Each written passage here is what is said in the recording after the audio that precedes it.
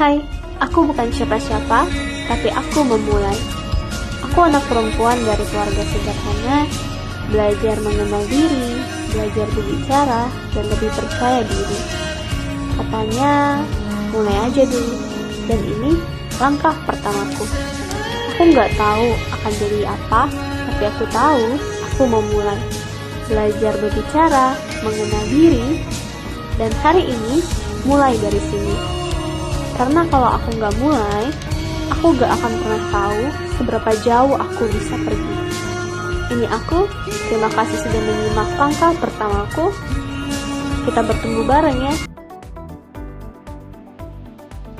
Posting konten edukasi karena tren yang naik sekarang itu cerita yang punya 5P ini. Aku dan alumni kreatorku merhatiin beberapa bulan ini ada perubahan yang terjadi di market, yang dimana kalau dulu konten edukasi masih bisa dapat views tinggi, tapi sekarang itu sulit untuk naikin followers dan juga sales karena banyaknya tools AI dan kreator baru yang bermunculan bikin orang butuh pembeda, jadinya makin pemilih untuk ngefollow orang karena mereka hanya mau follow yang seprinsip, setujuan, dan seperjuangan. Karena itu mendingan kamu kemas edukasimu dalam 5P ini. Pertama, itu adalah perjalanan atau proses. Bukan sekedar curhat a day in my life biasa, tapi layaknya nonton film, harus ada orientasi, konflik, resolusi, dan nilai tambah atau pesan amanat yang orang bisa dapatkan dari ceritamu. Entah itu prosesnya cukup mendetail, masalah yang dilalui relatable, atau mereka bisa dapat nilai edukasi atau tips sesuatu yang mereka nggak tahu sebelumnya. Lalu, prinsip atau cara berpikirmu. Nah, ini bisa disampaikan lewat konten opini, cara unik kamu melihat sesuatu, dan ini akan menarik orang-orang yang sepemikiran atau sevalue sama kamu yang pastinya lebih trust, percaya, dan relate sama kamu. Selanjutnya yaitu perubahan. Apa yang akan berubah di hidup audiensmu setelah mereka follow kontenmu? Kalau di aku nerapin sebuah belief system kalau satu winning konten itu bisa mengubah seluruh hidup orang. Dan inilah yang tercermin di konten-kontenku juga. Alasan kenapa manajemen konten itu gak terlalu efektif. Aku pikir dengan aku bikin manajemen konten itu bisa bikin aku konsisten, tapi ternyata udah gak ngonten lebih dari 2 minggu dan di bulan Oktober pun performaku menurun. Alasannya apa? Bukan salah manajemen kontennya, tapi aku yang gak fokus. Capek lah, ngurusin kerjaan lah, gak ada ide lah, nunggu waktu yang tepat. Alasan-alasan kayak gitu yang ngebuat aku tuh ngerasa kayak aku terlalu manjain diriku sendiri. Dan aku sadar kalau misalnya kamu mau dapetin hasil yang bagus, ya kamu harus bisa fokus. Kamu harus bisa posting 1 hari minimal 1 konten. Gak peduli kamu capek habis pulang kerja, kamu rasanya pengen tidur, udah ngantuk banget, waktu kamu terbatas. Yang namanya konsisten itu gak tergantung sama manajemen konten. Tanpa manajemen konten pun kamu bisa konsisten kalau misalnya kamu bisa fokus, kamu komitmen sama diri kamu sendiri, dan yang terpenting kamu punya grit. So, kalau pendapat kamu sendiri gimana? Coba deh, kalian ingat satu hal yang bikin kalian down banget akhir-akhir ini. Udah? Sekarang tanya ke diri sendiri, masih separah itu nggak hari ini? Semoga nggak ya. Kadang kita nggak sadar, kita lagi bersendiri-sendiri pelan-pelan.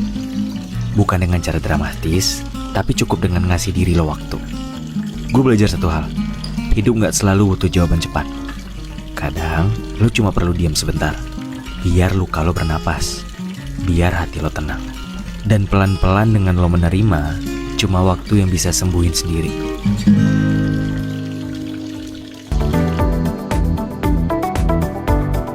Stop konsumsi sosmed secara berlebihan. Kalau tiap hari waktu lo habis cuman buat scroll sosmed, TikTok, IG, jangan kaget kalau misalnya otak lo jadi tumpul.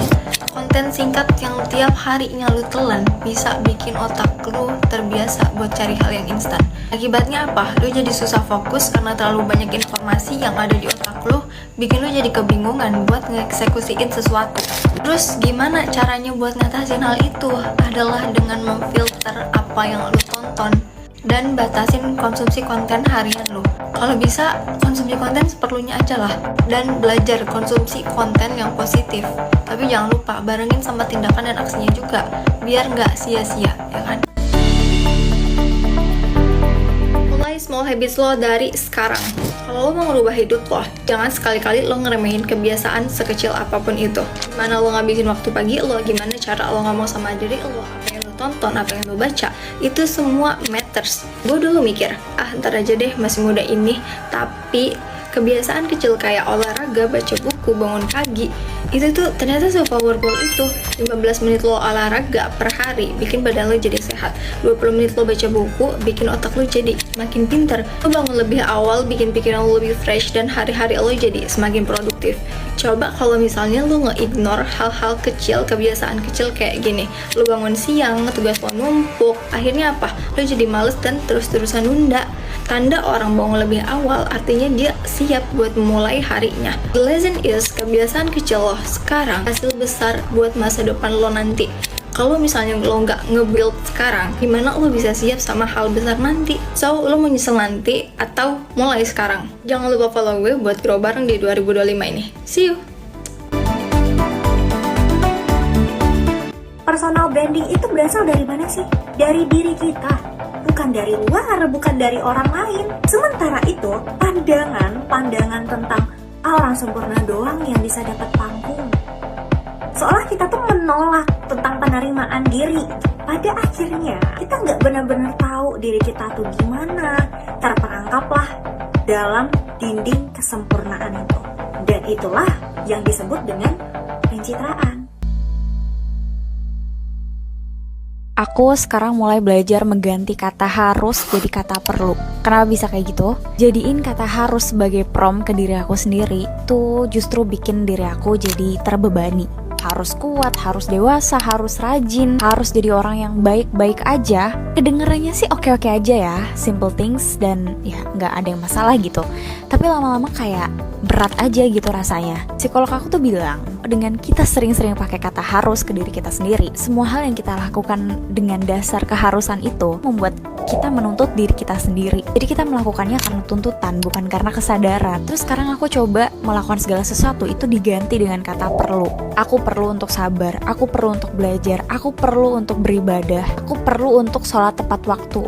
Kayak rasanya tuh jadi beda banget gitu. Aku ngerasa lebih ringan dan aku lebih tahu esensi dari aku tuh ngelakuin segala hal tuh karena apa sih. Sebenarnya ketika kita melakukan segala sesuatu itu emang paling bagusnya tuh dari asas kesadaran, dari asas kebutuhan. Makanya ya prompt yang digunakan adalah kata perlu, bukan kata harus. Kata harus ini yang sebenarnya tuh bikin kita tuh terjebak gitu dalam satu situasi. Tapi kalau misalkan kita pakai kata perlu, kita tuh lebih kayak sadar gitu loh. Kira-kira kenapa ya aku tuh butuh untuk ngelakuin ini? Urgensinya apa? Oh, aku perlu tepat sholat 5 waktu.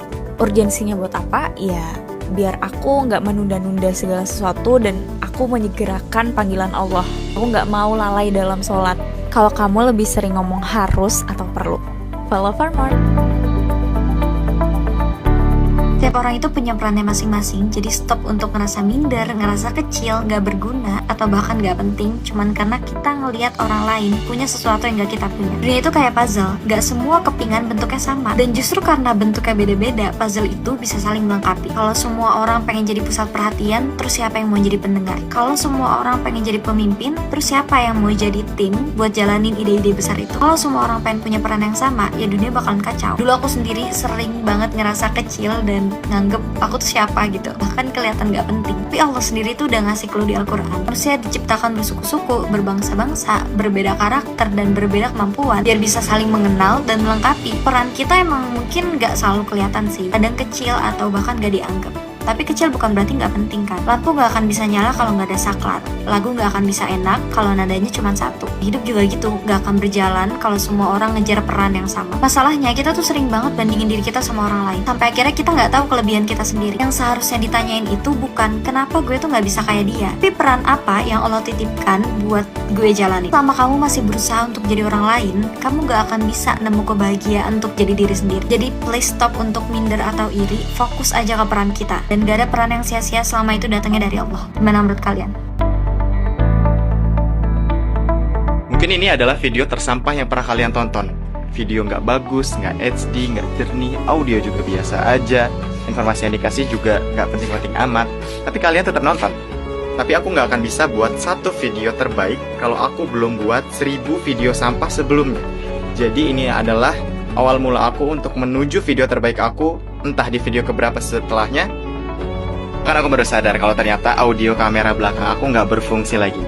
Ini adalah kamera depan.